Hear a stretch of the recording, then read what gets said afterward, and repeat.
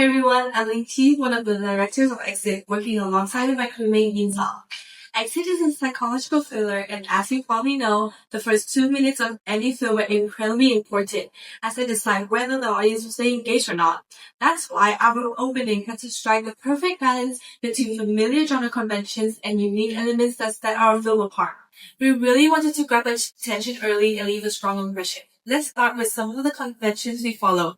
Psychological thriller often play on the themes of entrapment and isolation.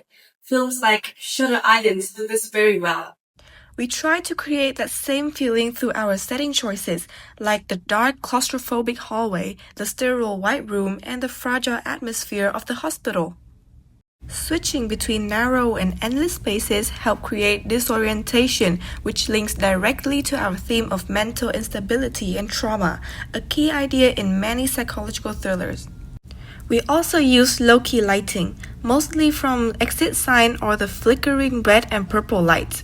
These color choices signal danger and mystery, and the unstable lighting hints that something's not right. This is quite similar to what you see in The Machinist. It builds suspense by making the environment feel threatening. When it came to camera work, we used a lot of close-ups and extreme close-ups to focus on Toyon's confusion, especially through his eyes constantly darting around. One shot I love is a high-angle shot, showing both his school uniform and the hospital clothes in the same frame. That gives the audience a kind of omniscient perspective and adds to the scene of paranoia and vulnerability, something very typical in this genre. Now for editing, we leaned into the fragmented sequences, especially during the montage at the end. This reflects Doyeon's fractured memory and mental state. The photos of him growing up emphasize his identity crisis. We also used two shots where both versions of Doyeon's appear together, which creates confusion and invites interpretations. Following Barney's Enigma Code, we wanted to raise questions like, who is this boy? Or why are there two of him? To pull the audience deeper into the mystery. And in terms of sound, we intentionally did not use any dialogue. Instead, the only diegetic sounds were things like panting and the ripping of paper. This choice forces the audience to focus only on Toyon's mental state, not what's on he's saying. We added disorientating non-diegetic sounds like high-pitched tones, printer noises, or eerie child laughter, for instance, especially in the build-up to the turning point when Uniform Toyons looks back.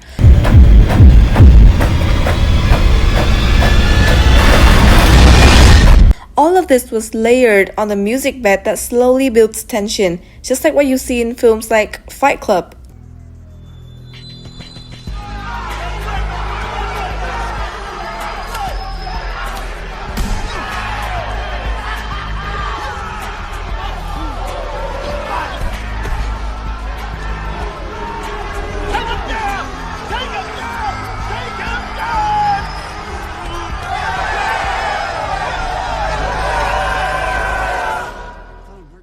Now, let's talk about how we challenge conventions, especially in terms of representations.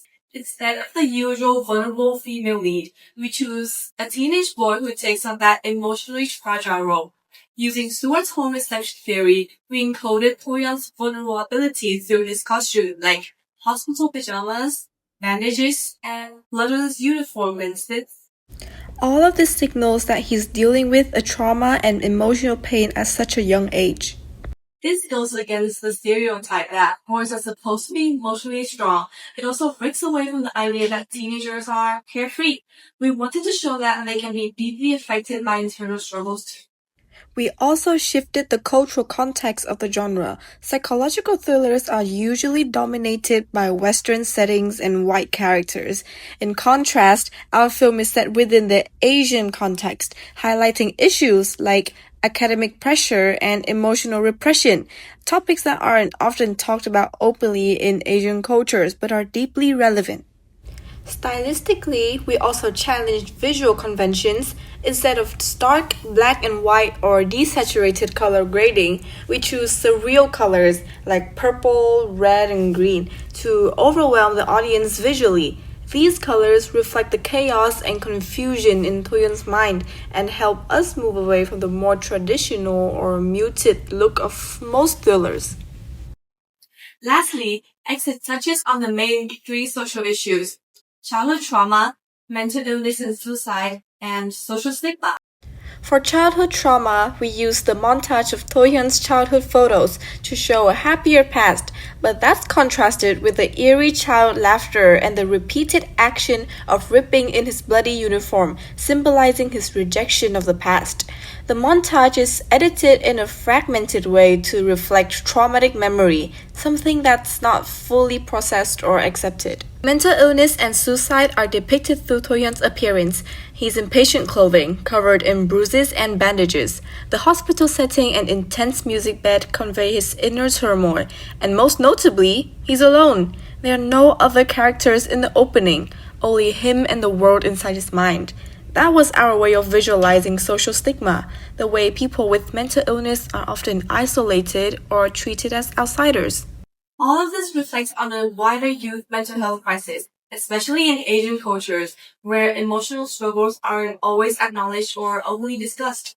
In the end, every choices we made, from camera angles, lighting, to sound and editing, was designed to tell a deeper story about our protagonist's identity and emotional state. We wanted to create something that not only fits into the psychological thriller genre, but also pushes it into a new, personal, and socially relevant direction.